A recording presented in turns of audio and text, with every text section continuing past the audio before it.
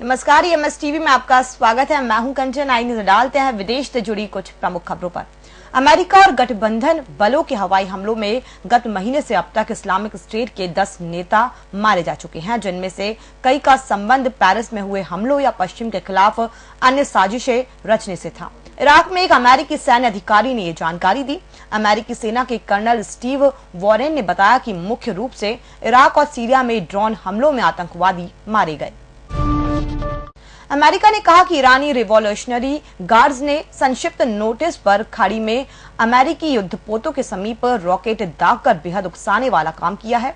अमेरिकी सेना के प्रवक्ता ने कहा कि हैरी एस तुरुमान तथा अन्य युद्धपोत जैसे ही खाड़ी की तरफ प्रवेश किया, ईरानी रिवॉल्यूशनरी गार्ड ने उसके करीब रॉकेट दागे। अमेरिकी टेलीविजन एनबीसी ने बेनाम सेना के अधिकारियों के हवाले से कहा है कि रिवॉल्यूशनरी गार्ड्स अभ्यास कर रहे थे, तभी एक रॉकेट तुरुमान के 1500 मीटर दूर आकर गिरा।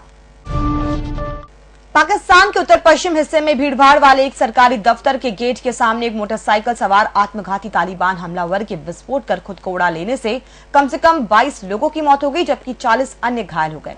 पेशावर के आर्मी स्कूल पर आतंकवादी हमले के बाद से यह उत्तर पश्चिम हिस्से में सबसे भयंकर हमलों में एक था।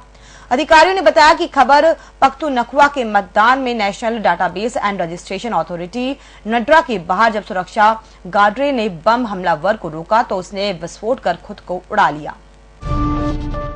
चीन के एक सरकारी अखबार ने मंगलवार को कहा कि पाकिस्तान चीन का एकमात्र सदाबहार साझेदार है तथा समान रणनीतिक एवं सुरक्षा हितों पर आधारित द्विपक्षीय संबंध एक ऐसा मॉडल है जिसका अनुसरण किया जा सकता है।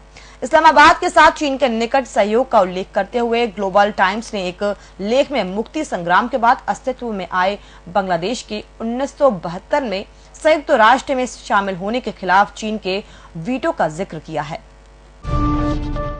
मधेशी मुद्दे पर भारत नेपाल के बीच गतिरोध के मद्देनजर नेपाल के प्रधानमंत्री केपी शर्मा ओली जल्द ही चीन की अपनी प्रथम यात्रा पर जाने वाले हैं, जबकि परंपरागत रूप से यहां के नए प्रधानमंत्री सबसे पहले भारत की यात्रा किया करते थे। उप प्रधानमंत्री कमल थापा ने बताया कि प्रधानमंत्री ओली नए साल 2016 की शुरुआत चीन की यात्रा के साथ करेंगे, जिस दौरान कई समझौतों पर हस्ताक्षर होंगे। अपनी सप्ताह भर की चीन यात्रा को संपन्न कर काठमांडू लौटे थापा ने कहा कि मधेशियों के मुद्दे पर राजनीतिक संकट के बीच ओली की यात्रा के लिए कार्यक्रम तय किया जा रहा है।